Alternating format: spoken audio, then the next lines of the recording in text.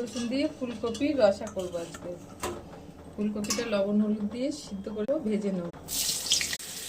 Paste, এটা আদা রসুন লঙ্কা পেস্ট আছে, জিরে আছে, ধনিয়া ভেজে নিয়েছি, গুঁড়ো ভাজা হয়ে গেছে, তুলে নিলাম। লঙ্কা দিলাম, দিয়ে দিলাম, ওটা দিয়ে দিলাম, তেজপাতা দিলাম, রসুন লঙ্কা পেস্টটা দিয়ে দিলাম, লবণ দিলাম, দিলাম চিনি দিলাম, পেস্টটা দিয়ে দিলাম, টমেটো পেস্টটা বেশি দিয়েছি,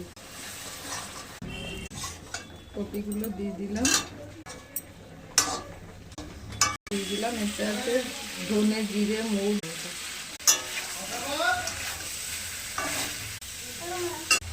অল্প একটু জল দিয়ে দিলাম। ফুলকপির রসা করা খাবেন, পেঁয়াজ রসুনটা দেবেন না, তাহলেই হয়ে যাবে। নিরামিষটা পেঁয়াজ রসুন